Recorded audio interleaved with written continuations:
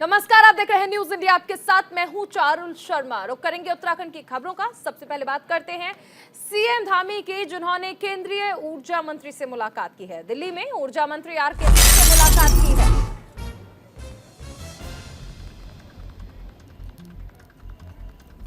₹450 megawatt बिजली के स्थायी आवंटन की मांग की है। केंद्र ने 400 मेगावाट बिजली देने पर सहमति जताई है। बिजली लाइनें बिछाने का आश्वासन दिया गया है।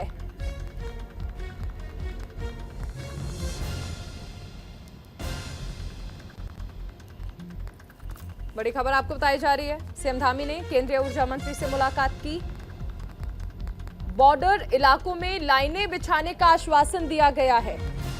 सीएम पुष्कर सिंह धामी ने सोमवार को नई दिल्ली में केंद्रीय ऊर्जा मंत्री आरके सिंह से मुलाकात की है। उत्तराखंड को कोयला आधारित संयंत्र से 400 मेगावाट से 450 मेगावाट बिजली के स्थायी आवंटन का अनुरोध किया है। वहीं केंद्रीय मंत्री ऊर्जा आरके सिंह ने आपदा में क्षतिग्रस्त बिजली लाइनों की प्रतिपूर्ति और सीमावर्ती क्षेत्रों में बिजली लाइनें बिछाने का सीएम धामी को आश्वासन मिला है। हमारे साथ फोन लाइन पर अनुज अवस्थी जुड़ गए हैं।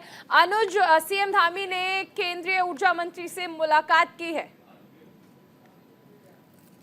जिस तरीके से मुख्यमंत्री पुष्कर सिंह धामी का दिल्ली दौरा रहा है और उन्होंने केंद्रीय ऊर्जा मंत्री आरके सिंह से मुलाकात करी है, तो कहा जा सकता है कि उत्तराखंड को लेकर के एक बड़ी सौगातें भी लेने के लिए गए हुए थे मुख्यमंत्री पुष्कर सिंह धामी, और केंद्रीय मंत्री ने उन सौगातों को स्वीकार भी किया है, साथ ही साथ उन सौगातों को दिया भी है। उत्तराखंड की अगर बात करें प्रदेश में, तो जिस तरीके से आपदा के हालात हैं, तो सबसे पहले जो बिजली के तार या बिजली के खंभे जो गिरे हुए हैं, उसको लेकर के केंद्रीय मंत्री ने एक बड़ी सौगात दी है कि जहां जहां जिस तरीके का आपदा से नुकसान हुआ है, हम उसकी भरपाई करेंगे, और जहां जहां खंभे बिजली आपूर्ति बाधित हुई है, वहां पे हम बिजली को जो है सुचारू रूप से चलाने का काम करेंगे। दूसरी सबसे बड़ी चीज ये दी है, जो बॉर्डर के जो क्षेत्र है, जहां अगर बात करें बद्रीनाथ से जो माड़ा की तरफ जो रोड जाती है, जहां से चीन बॉर्डर बिल्कुल साफ दिखता है, वहां के लिए भी केंद्रीय सेंट्रल मिनिस्टर ने बहुत अच्छी सौगात दी है। जो हमारे जो दूरस्थ जो गांव है, वहां जहां पे बिजली अभी तक नहीं पहुंच पाई है, वहां पे बिजली देने का कार्य भी केंद्रीय मंत्री के द्वारा बिल्कुल साफ तौर पे ये चीज कही गई है कि जहां पे बिजली नहीं है, वहां पे हम बिजली पहुंचाने का काम करेंगे। साथ ही साथ अगर बात करें जो और भी एरिया है, चाहे चीन को लगे हुए एरिया को, बॉर्डर एरिया को लेकर के हो, या खटीमा से लगे हुए नेपाल एरिया को लेकर के हो, जहां पर भी अभी भी बिजली नहीं पहुंच पाई है, जिन गाँवों में सोलर ऊर्जा से काम चलाया जा रहा है, वहां तक बिजली पहुंचाने का कार्य हमारी, चाहे वो मोदी सरकार हो या सेंट्रल मिनिस्टर के द्वारा दी गई सौगातें हो, उसको उन्होंने साफ तौर पर स्वीकार किया है। जी अनुज, एक चीज और जानना चाहेंगे कि अगर हम रिमोट एरियाज की बात करें तो वहां पर बिजली की कई सारी समस्याएं होती हैं, और ऐसे में समस्याएं और ज्यादा बढ़ जाती हैं जब मैदानी इलाके हों, पहाड़ी इलाके हों। अब ऐसे में पर्वतीय इलाकों के लिए किस तरह की सौगात हो सकती है और किस तरह से सुविधाएं वहां पर दी जाएंगी? जी बिल्कुल, आपका सवाल बहुत अच्छा है, क्योंकि लगातार अगर पहाड़ी जिलों की अगर बात करें, तो वहां पे बिजली के जो संसाधन है वो बहुत कम दिखाई देते हैं। बहुत ही रियर केस है कि वहां पे बिजली पहुंच पाए, या जहां से दूरस्थ गांव जिनका सड़क से जिनका संपर्क मार्ग बहुत दूर रहे, तो वहां पे बिजली पहुंचाना बहुत कठिन कार्य है। लेकिन फिर भी अगर बात करें, चाहे वो मुख्यमंत्री पुष्कर सिंह धामी हो या जिस तरीके से उन्होंने केंद्रीय मंत्री से मुलाकात करी, तो हो सकता जिस उत्तराखंड में बड़ी सौगातें देखने को मिल सकती है। साथ ही साथ जो दूरस्थ एरिया है, जैसे जहाँ पे बिजली नहीं भी है, वहां पे उत्तराखंड बिजली विद्युत विभाग, चाहे यूपीसीएल की बात करें या पिटकुल की अगर बात करें, तो जिस तरीके से सेंट्रल मिनिस्टर की सौगात है, तो बिजली जल्द से जल्द बिजली जो है वहां दूरस्थ गाँव तक पहुंच सकेगी। जी चलिए, आप बने रहिए, आगे आपसे जानकारी लेंगे। उधर उत्तराखंड कांग्रेस मुख्यालय में कांग्रेस की मुख्य प्रवक्ता गरिमा दसौनी ने डीडीहाट की स्वास्थ्य व्यवस्थाओं को लेकर सरकार पर निशाना साधा। मीडिया से बात करते हुए गरिमा दसौनी ने कहा कि स्थानीय सामुदायिक स्वास्थ्य केंद्र में अत्याधुनिक मशीनों का अभाव है, और आलम यह है कि अल्ट्रासाउंड के लिए स्थानीय लोगों को दर दर की ठोकरें खानी पड़ती हैं। गर्भवती प्रसूता महिलाएं भगवान भरोसे हैं, और ये तब हो रहा है जब डीडीहाट और टनकपुर, जो कि मुख्यमंत्री पुष्कर सिंह धामी की जन्म और कर्मस्थली है, दोनों हैं। वहीं अगर ऐसा हाल डीडीहाट का है तो पूरे प्रदेश में क्या हाल होगा, ये आप सोच सकते हैं। कई दिनों से डीडीहाट के स्थानीय कांग्रेस जन धरने पर बैठे हुए हैं और बहुत जो उनकी मांगे हैं वो मौजूद हैं। डीडीहाट में 1996 से लेकर आज तक बिशन सिंह चौफाल विधायक के रूप में जीतते चले आ रहे हैं। तमाम पदों को 40 सालों से सुशोभित करने के बाद भी आज उस डीडीहाट की ये हालत है कि सामुदायिक स्वास्थ्य केंद्र जो है डीडीहाट का, उसमें एक अल्ट्रासाउंड मशीन और एक एक्सरे की मशीन नहीं है। वो सिर्फ एक रेफर सेंटर बन चुका है। 3 प्रमुख मांगों को लेकर हमारे वहां कांग्रेस जन बैठे हैं। पहला कि वहां एक्सरे मशीन और अल्ट्रासाउंड मशीन दी जाए, दूसरा वहां के सामुदायिक केंद्र जो है वो जर्जर अवस्था में है, नया भवन दिया जाए, और तीसरा वहां के रिक्त पड़े हुए पदों को भरा जाए।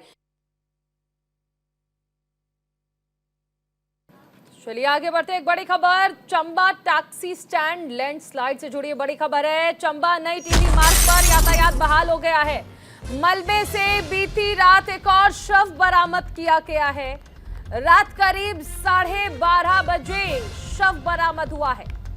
पहाड़ी से गिरे मलबे में जिंदा दफन हो गए 5 लोग। कल दोपहर टैक्सी स्टैंड पर पहाड़ी से मलबा आया था।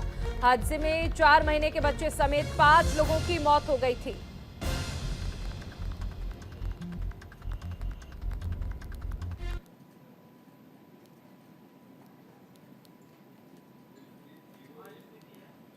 तो नई टिहरी मार्ग पर ये देखिए यातायात अब बहाल हो चुका है। अचानक मलबा आने से वहां पर देखिए किस तरह से 5 लोग जिंदा दफन हो गए थे। पहाड़ी से अचानक मलबा आ गया था। सैकड़ों टन मलबा आ गया, जिसमें 2 कार, 1 स्कूटी और 1 बाइक दब गई थी। वहीं सार्वजनिक शौचालय भी जमींदोज हो गया। मलबे को साफ करने के लिए 6 जेसीबी मशीन और डोजर लगाए गए। लैंडस्लाइड को देखते हुए प्रशासन ने सुरक्षा की दृष्टि से थाने के पास 4 घरों को खाली कर वहां रह रहे लोगों को दूसरी जगह शिफ्ट किया। सहयोगी अनुज अवस्थी जुड़ गए हैं हमारे साथ। अनुज, देखिए एक बार फिर से यातायात बहाल हो गया है, लेकिन काफी नुकसान हो चुका है। जिस तरीके से लगातार भारी बारिश का अलर्ट भी है और पूरे प्रदेश में बारिश हो रही, राजधानी देहरादून समेत करीब बीते 48 घंटे से लगातार बारिश चल रही है। वहीं अगर बात करें चंबा को लेकर के, तो चंबा में देर रात सड़क पे मलबा आ गया और जिसपे जो है कार पूरी तरीके से दब गई, जिसमें से कई लोगों के शव भी बरामद हुए और कल देर रात एक शव और बरामद हुआ। तो कहा जा सकता है कि कई लोगों को बोला भी जा रहा है कि पहाड़ों का रुख अभी फिलहाल मत करें, लेकिन जिस तरीके से जब एसडीआरएफ और एनडीआरएफ की टीम वहां पहुंची और मलबा हटाने का कार्य किया गया, तो उससे ये पता चला कि वो वहां के लोकल के स्थायी निवासी थे। तो कहा जा सकता है कि बड़ी घटना है पूरे उत्तराखंड को लेकर के। जगह जगह लैंडस्लाइड भी हो रहा है। राजधानी देहरादून में भी लगातार बारिश का कहर जारी है। जगह जगह जलभराव की स्थिति है। तो जिस तरीके से चंबा में एक शव मिला हुआ है, उसी तरीके से अगर बद्री केदारनाथ मार्ग की अगर बात करें तो वहां पर भी लगातार लैंडस्लाइड जारी है। उत्तरकाशी की अगर बात करें तो वहां पर भी लैंडस्लाइड जारी है। जी, आप बने रहिए अनुज, आगे आपसे जानकारी लेंगे। चलिए आगे बढ़ेंगे। उत्तरकाशी से एक बड़ी खबर आ रही है, जहां पर गंगोत्री हाईवे गंगनानी बस हादसे से जुड़ी ये बड़ी खबर है। बस चालक समेत 5 की हालत गंभीर है। 6 मृतकों के शव गुजरात भेजे गए हैं। गुजरात के यात्रियों की दरअसल इस बस दुर्घटना में मौत हुई थी। सड़क दुर्घटना में 7 लोगों की मौके पर ही मौत हो गई थी।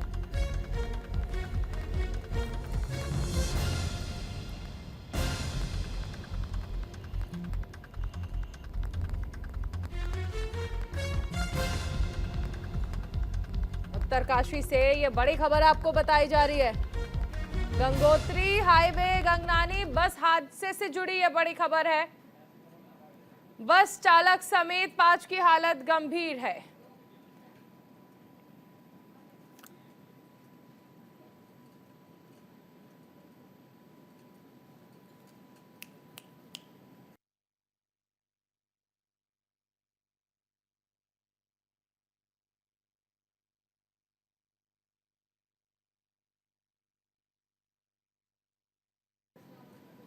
हमारे साथ सहयोगी अनुज जुड़ गए हैं। अनुज, देखिए जिस तरह ही दर्दनाक सड़क हादसा हुआ, कुछ लोगों की हालत अभी भी गंभीर बताई जा रही है।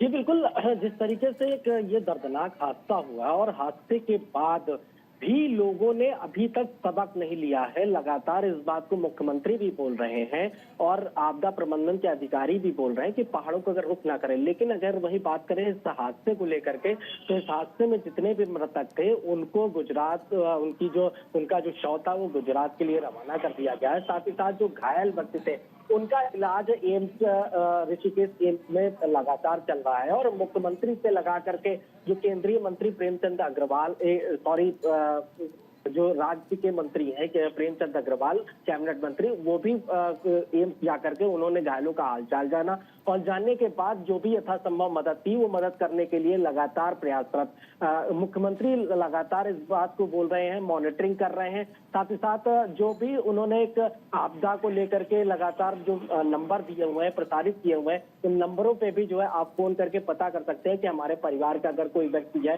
तो उसकी क्या स्थिति है, किस तरीके की स्थिति है। वो उन्होंने एक नंबर भी जारी किए हुए आपदा कंट्रोल रूम को लेकर के। तो कहा जा सकता है मुख्यमंत्री ने जितने भी लोगों के शव बरामद हुए उनकी आत्मा की शांति को लेकर के कहा जा सकता है कि ईश्वर से कामना भी करी है। तो कहा जा सकता है बड़ा हादसा था उत्तरकाशी को लेकर के, लेकिन जिस तरीके से अभी भी घायलों का इलाज जारी है ऋषिकेश एम्स में। जी चलिए, बहुत शुक्रिया अनुज इस तमाम जानकारी के लिए।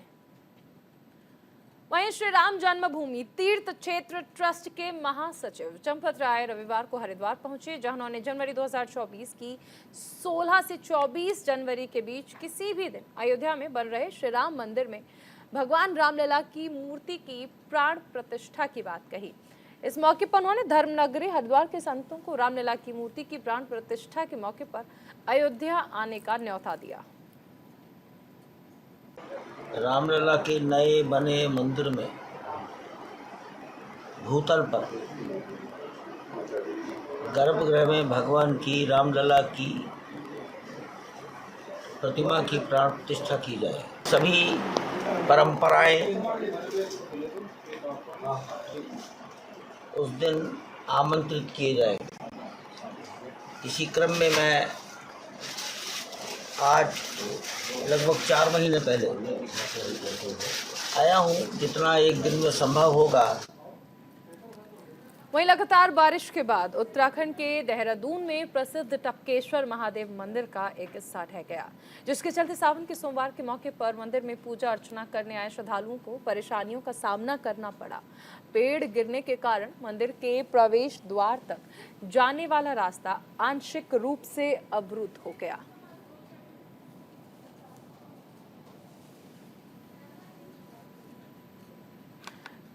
खबर लक्सर से है, जहां पिछले 2 दिनों से रुक रुक कर बारिश हो रही है और इससे कई स्थानों पर जल भराव की समस्या बन गई है।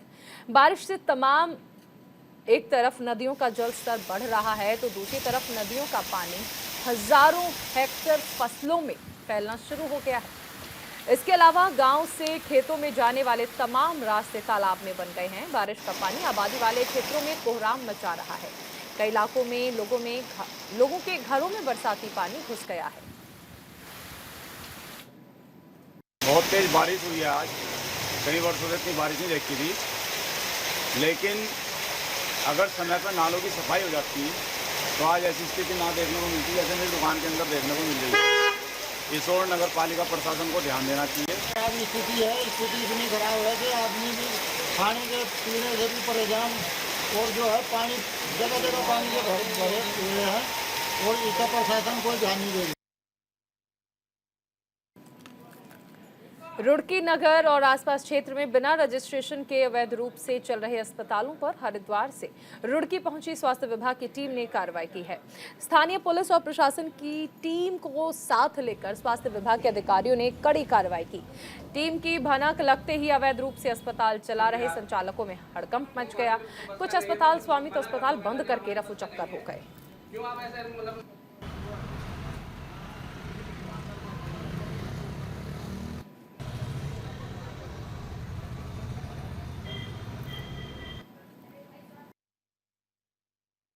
ज्वाइंट मजिस्ट्रेट सर और हमारे कंसल्टर CMS रुड़की और मैं डॉक्टर अनिल वर्मा ACMO हरिद्वार, हम लोगों ने तीनों ने एक प्लान बना करके कि हम इनका जांच करेंगे और हॉस्पिटल को देखेंगे। सबसे पहले हम लोगों ने जीवन ज्योति देखा, वहाँ पर 2 पेशेंट हमारे सीजरियन पड़े हुए थे जिनका ऑपरेशन हुआ था और कोई डॉक्टर नहीं मिल पाया, वहाँ पे कोई साक्ष्य नहीं दे पाए, कोई उनके पास पेपर नहीं था, इवन स्टाफ का कोई प्रशिक्षित नहीं था। फिर इनकी जांच करेंगे, इनको अभी सीज कर रहे हैं, उसके बावजूद इनकी जांच कर करके फिर इनको।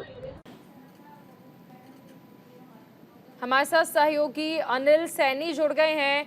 अनिल, स्वास्थ्य विभाग की टीम पहुंची और कार्रवाई भी की गई है, क्या रहा इस कार्रवाई में, क्या अस्पतालों पर एक्शन लिया गया?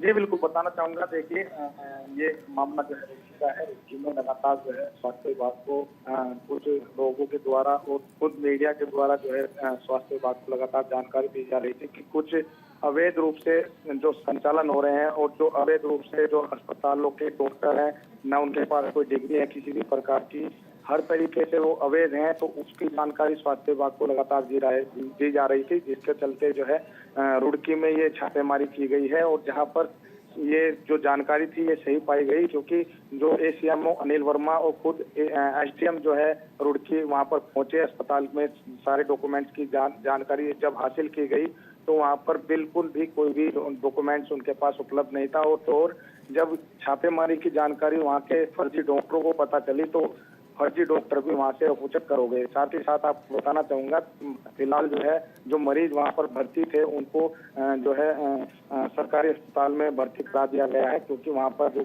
कोई डॉक्टर भी उपलब्ध नहीं था। जी अनिल, ये भी जानना चाहेंगे आपसे कि जिस तरह से हमने देखा कि जब स्वास्थ्य विभाग की टीम आई उसके बाद कुछ ऐसे अस्पताल भी थे, कुछ ऐसे संचालक भी थे जिन्होंने अस्पताल को बंद कर दिया और फरार हो गए। ऐसे में ये सवाल भी उठता है कि आखिर ऐसे अवैध अस्पताल किस तरह से चल रहे थे, किसकी इजाजत उन पर थी और विभाग ने पहले एक्शन क्यों नहीं लिया? प्रशासन वहां पर क्या कर रहा था? जी बिल्कुल बताना चाहूंगा। देखिए पिछले दिनों की अगर हम बात करें तो पिछले दिनों भी कई महिलाएं जो डिलीवरी के दौरान जो है मृत्यु हो चुकी थी, और उन अस्पतालों की अगर बात करें तो उन अस्पतालों को भी फर्जी तरीके से चलाया जा रहा था। इसी को तहत लगातार स्वास्थ्य विभाग का कहना है कि हमारे द्वारा लगातार छापेमारी की जाती है। अगर कोई ऐसा अस्पताल है तो हमें जो वैधानिक कार्यवाही है हम उसको पूरा करते हैं, लेकिन अगर किसी को ऐसा लगता है कि कोई फर्जी अस्पताल या कोई फर्जी डॉक्टर अस्पताल को संचालन कर रहा है और लोगों की जान के साथ खिलवाड़ कर रहा है तो हम बताएं, हम स्वास्थ्य विभाग जो है एक बड़ी कार्रवाई करेगा। जी बिल्कुल, बहुत शुक्रिया अनिल इस तमाम जानकारी के लिए। संसद में मोदी सरकार के खिलाफ लाए गए अविश्वास प्रस्ताव पर INDIA गठबंधन को हार का सामना करना पड़ा। वहीं गठबंधन की एक बार फिर से अग्नि परीक्षा है। उत्तराखंड में होने जा रही है ये अग्नि परीक्षा। दरअसल बागेश्वर उपचुनाव के लिए INDIA गठबंधन के 2 साथी आम आदमी पार्टी और कांग्रेस दोनों दल अपने अपने प्रत्याशी उतारने की तैयारी में है, जबकि केंद्र की राजनीति में दोनों ही एक दूसरे के सहयोगी हैं। क्या है ये पूरा माजरा, दिखाते हैं आपको इस रिपोर्ट में।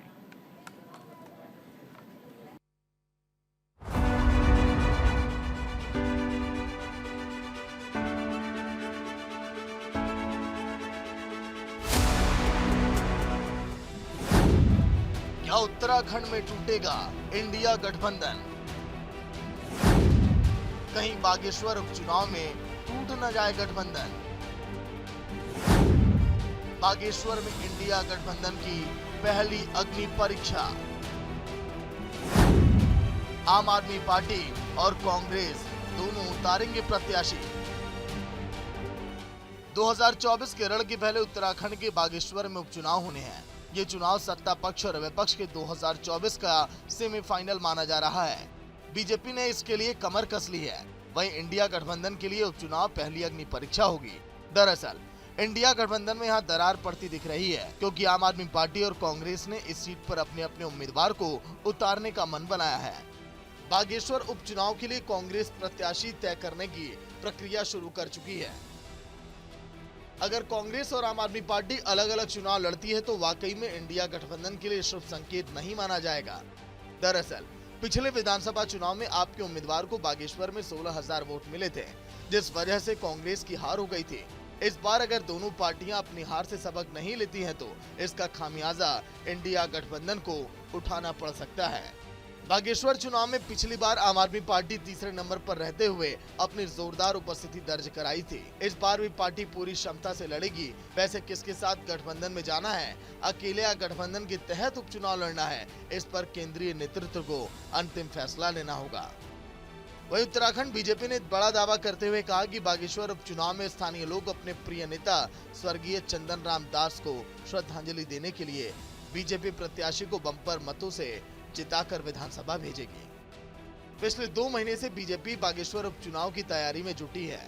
संगठन की मजबूती के लिए शक्ति केंद्र और बूथ स्तर में बैठकें पूरी कर ली गई हैं। सीएम धामी और पार्टी प्रदेश पदाधिकारियों का बागेश्वर प्रवास संपन्न हो गया है और मेरा दावा है कि चंपावत की तर्ज पर बागेश्वर उपचुनाव भी बीजेपी रिकॉर्ड मतों से जीतेगी।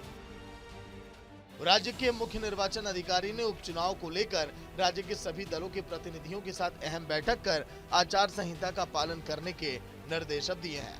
सत्तारूढ़ दल बीजेपी को बागेश्वर में सरकारी योजनाओं के पोस्टर हटाने को कहा। साथ ही जिले में वीवीआईपी दौरे यानी कि मंत्रियों के दौरे नहीं करने की ताकीद की। निर्वाचन आयोग की बैठक में उत्तराखंड कांग्रेस के मथुरा दत्त जोशी, दर्शन लाल बीजेपी के संपर्क विभाग के सदस्य संजीव विज और आपके स्टेट कोऑर्डिनेटर जोत सिंह बिष्ट और बहुजन समाज पार्टी के नेता मौजूद रहे। आगे अब क्या होगा ये तो वक्त ही बताएगा, क्योंकि बागेश्वर का उपचुनाव बेहद दिलचस्प हो चला है। Bureau report, news India.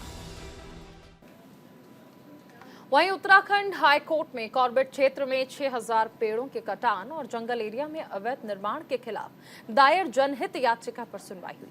मामले की सुनवाई के बाद हाई कोर्ट ने पूछा कि कॉर्बेट में 6000 पेड़ कटान और अवैध निर्माण मामले में शीर्ष अधिकारियों के संदिग्ध भूमिका को देखते हुए मामले की जांच क्यों न सीबीआई से कराई जाए, और कोर्ट ने मामले की सुनवाई के लिए 1 सितंबर की तिथि तय की है।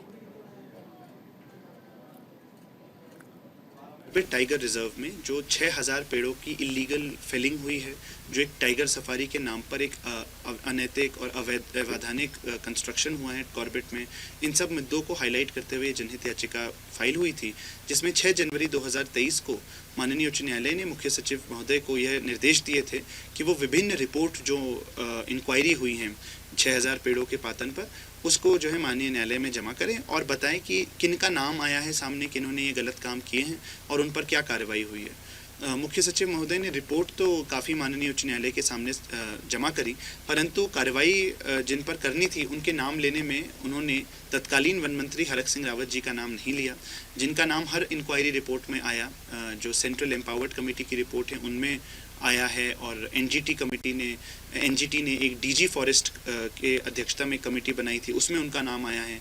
अभी प्रिंसिपल ऑडिटर जनरल की रिपोर्ट में भी माननीय तत्कालीन वन मंत्री का नाम आया है, परंतु जो है उसको माननीय मुख्य सचिव ने उनका नाम नहीं लिया अपने शपथ पत्र में। सारी जांच और इसमें क्या कार्रवाई होनी चाहिए, कौन दोषी है, ये सारा मामला सीबीआई को भेज दिया जाए।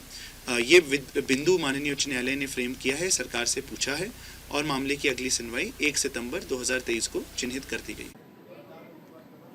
और इसी के साथ इस बुलेटिन में फिलहाल इतना ही। आप बने रहिए न्यूज़ इंडिया के साथ।